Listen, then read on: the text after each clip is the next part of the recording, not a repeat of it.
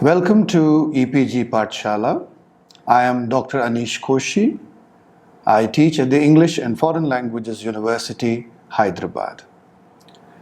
This is the first of 3 modules we have in the course on grammatical categories as part of the paper in linguistics, wherein we discuss the concept of clitics.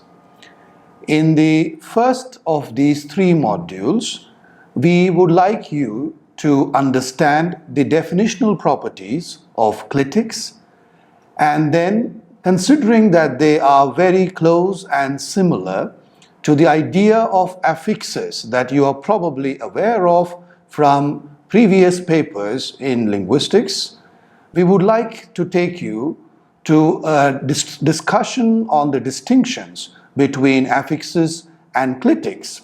We would also like you to be aware of the difficulties and problems that linguists have had in trying to not only define the idea of clitics, but also to be able to diagnose and recognize them across languages. Let us now begin. The word clitic may be quite unfamiliar to you, so therefore let me start by telling you the etymological root of the word clitic. The word clitic comes from the Greek word klino, which means to lean. You would later appreciate why this meaning of a grammatical particle that leans on other grammatical items is so fundamental to the definition and the idea of a clitic. We would also like you to appreciate that various sets of diagnostics have been suggested in the literature by various scholars, which have kind of made it very difficult to come up with a sure short criteria to be able to recognize the grammatical particles that can be called as clitics. What is important and interesting for us to understand at this point is that even though the concept of clitics sounds very unfamiliar to you, you would be very surprised to note that almost all languages in the world have clitics. But then why is it that you have probably not come across this idea of a clitic when you have read grammatical descriptions of languages? Does a language like English that you are so familiar with have this grammatical particle called clitics? Well, I must tell you now, in anticipation of what you will see later as examples, that English also has English also has many of these particles which are recognized as clitics. But why they have been so unfamiliar to most students of linguistics is because in a large majority of languages, these particles have remained unrecognized. And another reason why they have been very difficult to diagnose is because in many contexts, they resemble words, and then in many other contexts they happen to resemble affixes. And because of this problem, that sometimes they look like words and sometimes they look like affixes, it has been very difficult at times to recognize them. You can see an example of a clitic from the English language. The possessive genitive marker, more commonly known as the apostrophe S in English, as you can see in the examples now on your screen. John's hat, the king's hat, the King of England's hat, the king whose sister is married to a Russian's hat.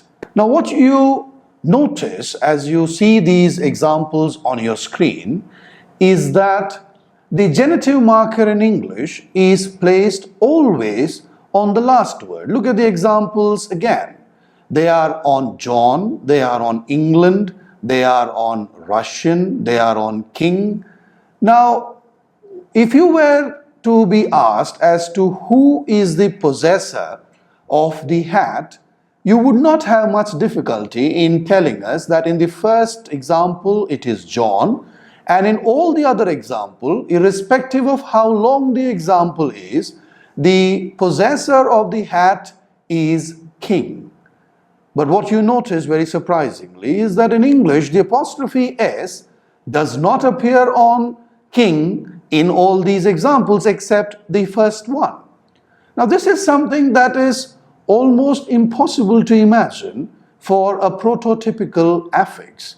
Think about an affix like the ing, the progressive ing suffix in English. Where do you find the ing? How much ever long the verb phrase might be, you will always find that the ing as a typical suffix always appears on the verb head. This is something that makes a typical affix different from what you have just seen as an example of a clitic from the English language, that of the apostrophe S. Now what you have to understand here is that clitics are surely different from your typical affixes. One of the important differences that we have already discussed is that a typical affix is always hosted by its head. Then why do we get confused between clitics and affixes? We get confused between clitics and affixes because both of them are bound elements. And as bound elements, they will always appear with the support of a host. A host that would be, in all likelihood, a full-fledged word of the language, a word that has its own stress and syllable structure and that is capable of hosting the clitic or the affix. So both clitics and affixes never appear on their own. But clitics are different from affixes because they sometimes show flexibility in terms of appearing on different words in a phrase. A typical example that we've already seen of a clitic is that of the apostrophe S. We will see more examples of clitics in our discussions later on. Clitics are actually grammatical particles that are considered to be at an intermediary stage between words and affixes. What do we mean by an intermediary stage between words and affixes? As we've already hinted at, clitics share many properties of independent words. They also share many properties of affixes. And one of the postulations that have been given with respect to the existence of clitics in languages is that words become affixes via an intermediary stage of clitics. And that is the reason why lying in between clitics sometimes show us properties that make them look more like words, and sometimes they show properties that look a lot like affixes. Now, what do we mean by saying that they share properties of words and affixes? What is interesting about clitics and what has been suggested in the literature on clitics is that if affixes are attached at the level of words, clitics are attached at the level of phrases.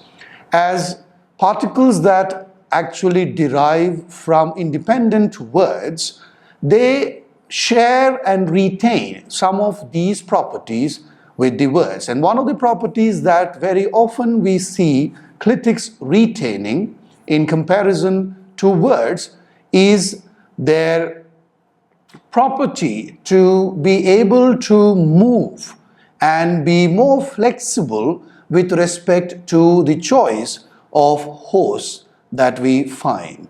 We find that they can be phonologically attached to any word, or in fact words belonging to different grammatical categories. And as far as their similarities with affixes are concerned, they are very similar to affixes because they are bound elements, and that makes their phonological behavior very alike that of affixes. We find them requiring a host to be able to appear in sentences, and as bound elements they are usually prosodically weak. So that's where we find that clitics resemble words and affixes. Let us now look at an example of a clitic from Mundari, an Austroasiatic language of India. Look at the example now on your screen from Mundari. This is a translation of the sentence, "When I went to Ranchi, I saw the cinema." Now look at the Mundari sentence. Ranchi ten senkenre cineman lelkeda. Now the subject agreement marker in this sentence is nya, which appears on Ranchite and also on cinema. Does this example strike to you as something quite different from the kind of examples that you would probably be familiar with respect to where you find agreement affixes? Look at the example again very carefully.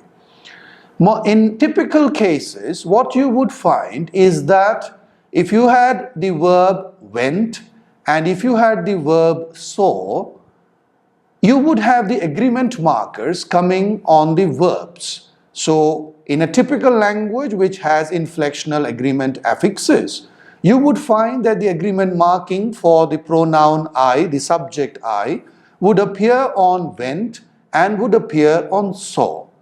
But that's not what happens here in Mundari. You find that the agreement marker is not on senkenre. You also find that the agreement marker is not on lelkeda. You rather find that the agreement marker, very surprisingly, is on a noun. It's on Ranchi and it's on cinema. So what happens here is that instead of appearing on the verbs go or see, they're actually appearing on the words preceding the verb.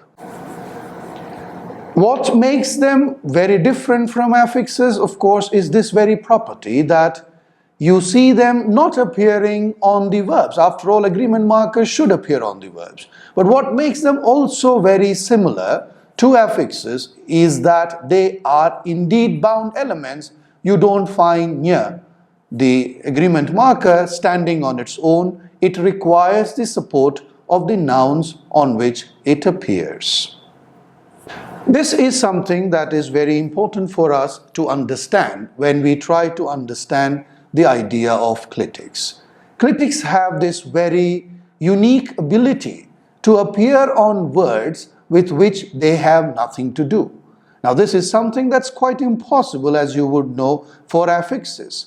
After all, we define affixes as verbalizing or verbal or as inflectional affixes based on their morphological properties, which is namely that they are very particular about the grammatical category of the words on which they appear. So if we talk about the continuous or the progressive marker ing in English, they have no other place to appear but only on the verb. The plural marking suffix sir can only appear on a noun.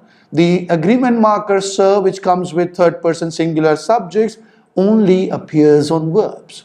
But what you just saw with the Mundari example was that this Mundari agreement marker could just appear on any noun, any preposition that precedes the verb. This ability to move around in a phrase or a clause is not something that we associate with bound elements. This is something that we associate with independent words. Say, for example, a preposition or an adverb like at or into.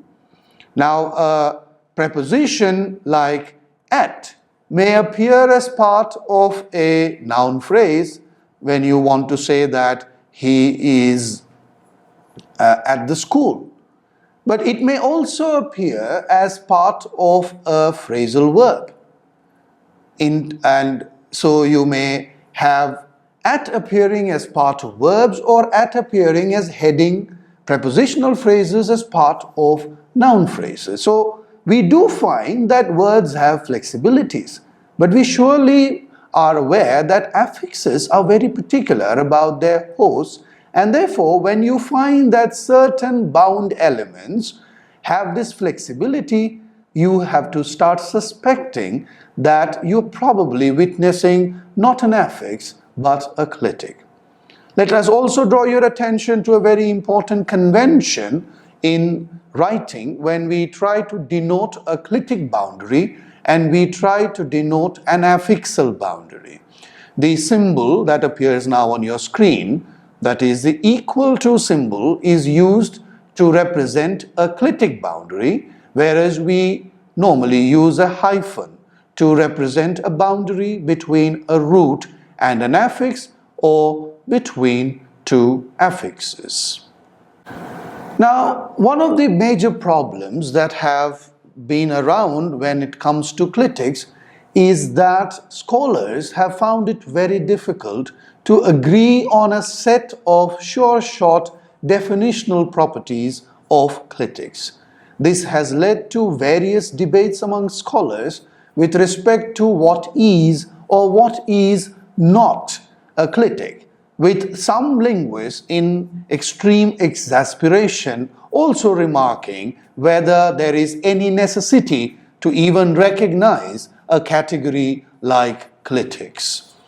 The debates among scholars have also focused on whether clitics must be considered a phonological element. Is their placement in a given word merely a phonological phenomena, like scholars in the past, like Jacob Wackernagel, have argued? Or should we look beyond phonological placement and probably also investigate if clitic placement can also be considered something that falls within the domains of morphology or syntax as well?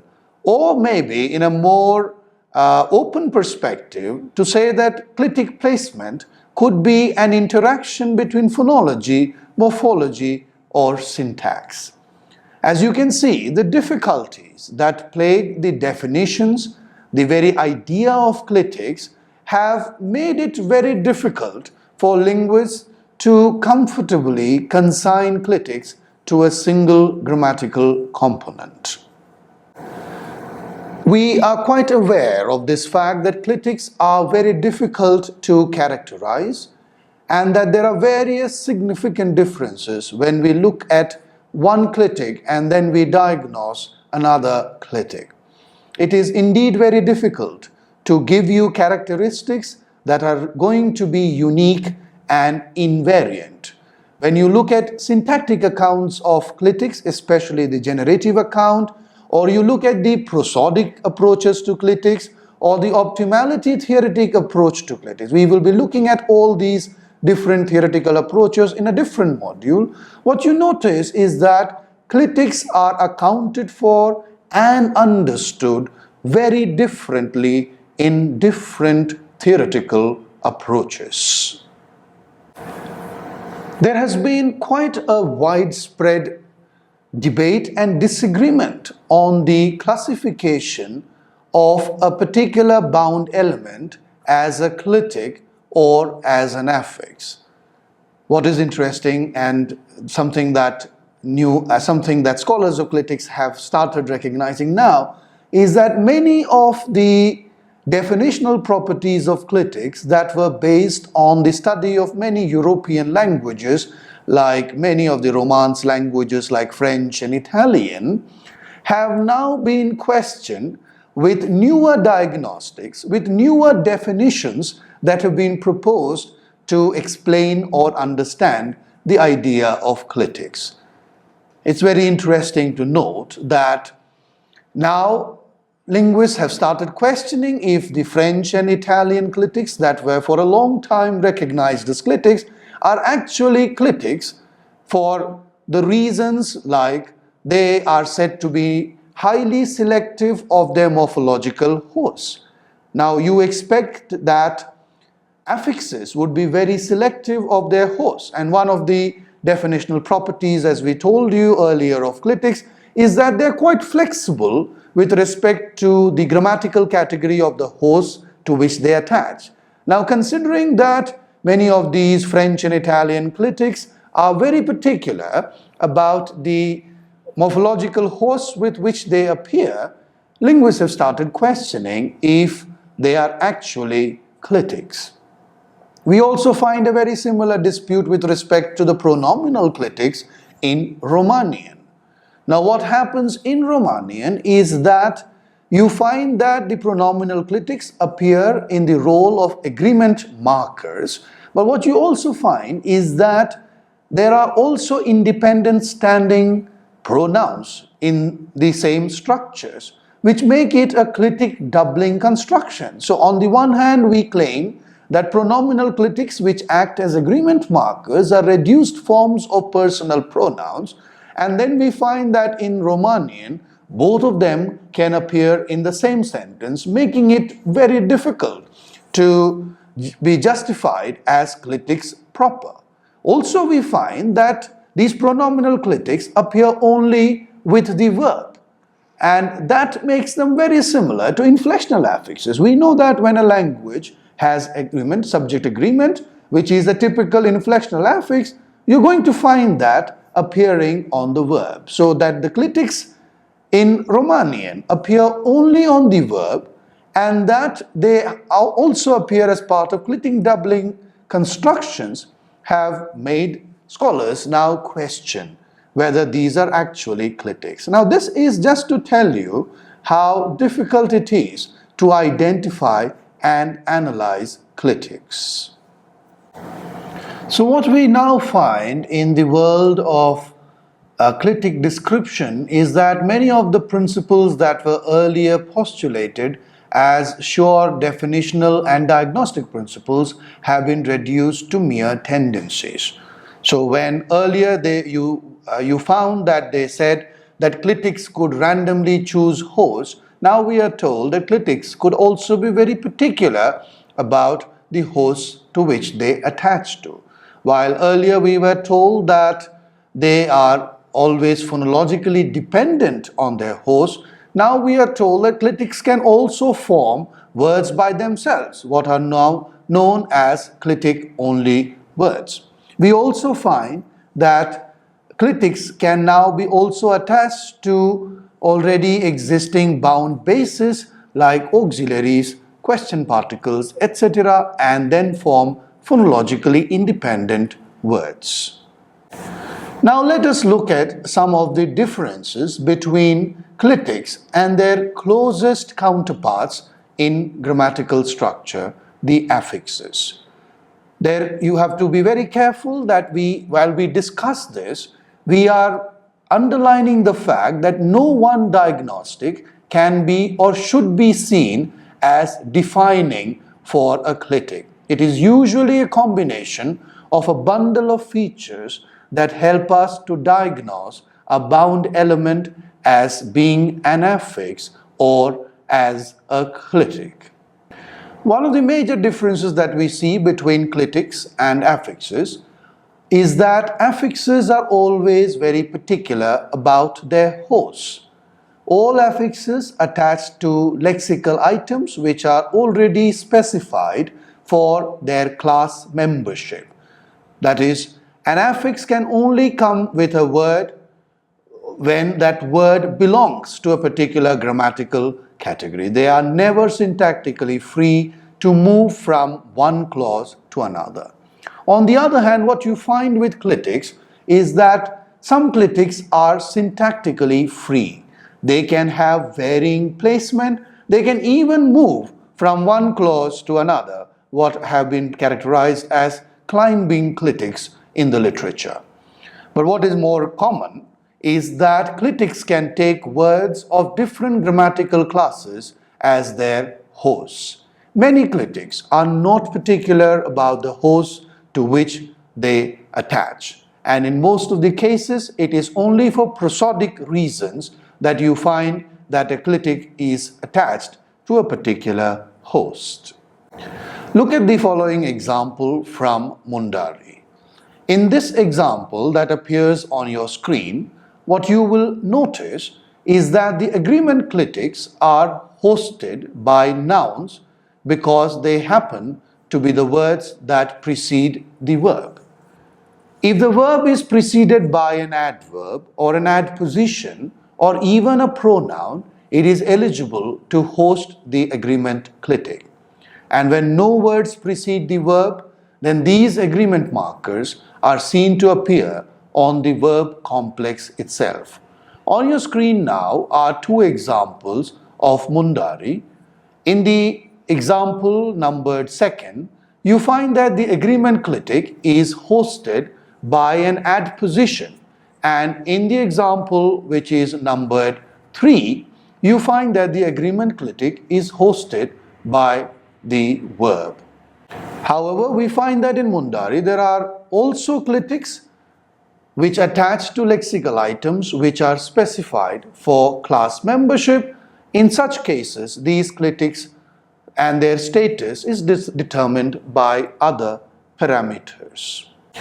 Another difference that we find between clitics and affixes is that among affixes, we find that we do not find multiple inflectional affixes coming on the same word. Only derivational affixes can be clubbed one after the other. When you attach an inflectional affix, it marks the end of the derivation of the word, and no more affixes can be attached to that word. Clitics in that way resemble derivational affixes because we can have what are known as clitic strings. That is, clitics can be attached to words which already contain clitics. Look at the following example from Khadiya, a South Munda language from India, which is now on your screen. What you find in this Khadiya example is examples of words like the fifth word, insteo, the next word, ambara, the last word, dodebar, where you find multiple particles linked together with the symbol for clitics. That is, clitics can appear in what are known as clitic strings. Another difference between clitics and affixes is that when you have an affix that is hosted by a particular word, syntactic rules treat this word as a whole. That is, when syntax says that give me a noun, it is not bothered whether you give house or houses. And once you give houses to the syntactic rule, the plural s at the end of the word houses is not recognized as an independent unit by syntax. The syntax treats the host and the affix as a single unit. But that's not again the case with respect to how syntax treats clitics.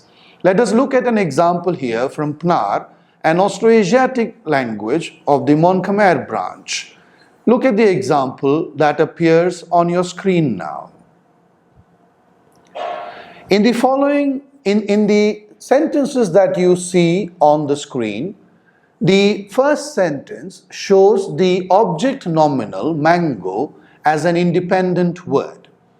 In this sentence, the nominal mango is marked for its morphological gender, the masculine marker u, as well as for its status as the object by an accusative marker, both bound markers being clitics. What you notice in the second sentence on your screen is a process of nominal incorporation. As part of the process of nominal incorporation, you find that the object nominal is incorporated and becomes part of the verb complex, which is closed by the agreement marker. What is important for you to notice here is that when the nominal is incorporated, clitics that appeared with the nominal in the unincorporated structure are not treated as part of the word to be incorporated. This can never happen with affixes in any syntactic process. Affixes are also defined as derivational and inflectional affixes on the basis of whether the affix can affect the grammatical category of the host. That is, whether you derive new words belonging to a different category or you actually have the word belonging to the same category as it was before the affix was attached. And we know derivational affixes are used for deriving words that belong to a different category, and inflectional affixes are used where you don't find any change in the category. In this respect, clitics are more similar to the inflectional affixes. They fulfill grammatical functions and they do not derive or change the grammatical category of the words to which they attach. And one of the reasons why it is so is because most inflectional affixes in languages are actually derived or are products of a historical process where functional words became clitics and they finally became the inflectional affixes as we know them to be. Affixes are seen as part of the derivational process in a language. That is, we make use especially of the derivational affixes to derive new words. As far as clitics are concerned, they are never used to derive new words in a language. They mostly fulfill grammatical functions. But clitics are also not always exactly the same as inflectional affixes. We know that inflectional affixes are also known for very productive application in languages. They are applied on almost all eligible categories with, of course, instances of suppletion or irregularities in place. What we find with clitics are that they are attached to a large number of words, but we generally don't find much of suppletion or irregularity with respect to their applications. Now, when we look at clitics and affixes and why clitics have largely remained unrecognized is because of the similarities that exist between clitics and affixes. Both clitics and affixes are defined in terms of three very important parameters of scope, anchor, and orientation. That is, both clitics and affixes are located in the scope of some syntactic constituent. They always take a particular word as their anchor, and they also are always defined in terms of whether they are attached at the beginning of their host or at the end of their host. So all these three properties can be seen as being very similar for both clitics and affixes, and thus leading to a lot of confusion with respect to their diagnosis. Considering that a lot of similarities exist between clitics and affixes, various scholars have suggested that maybe there is no need to have a separate category of clitics, that probably both clitics and affixes can be considered as belonging to a single unified category, wherein, just like affixes, we may be also able to talk about derivational clitics and inflectional clitics. Also, going by the very idea that probably there does not exist much difference between clitics and affixes, scholars have also suggested that maybe both of them need to be distinguished only in terms of their level of attachment, with affixes being seen as attached at the level of words and clitics as seen as being attached to the level of phrases. Taking this a step further, what we find is that scholars have also argued whether we need to have the category of functional words like pronouns, inflectional affixes like agreement markers, and clitics like pronominal clitics to be recognized as independently existing elements, or should we just consider them as a bundle of five features including features of tense, gender, number, etc. These five features would be available at different syntactic nodes, and it would be the responsibility of morphology to supply or fulfill these five features either by using independent words like pronouns or by using bound elements like affixes and clitics, and thus making it quite possible that in a language we may find no distinction existing between pronouns, affixes, or clitics. We have now come to the end of this module. In this module, we have taken you through very interesting and difficult aspects of trying to understand the idea of clitics. We have told you not only of the definitional properties of clitics, but also about how scholars are so less agreed on how to define it. We also have highlighted for you the differences between clitics and their closest counterparts in languages, the affixes. And we closed our discussion by seeing how it is probably possible to unite these various strands and recognize a higher order element in terms of features that are fulfilled by both affixes and clitics. For more information on clitics, we encourage you to go to the EPG Pathshala and read the module and see more examples of clitics and try to reflect on the various examples that we have given and probably look for similar examples in your own languages. Thank you.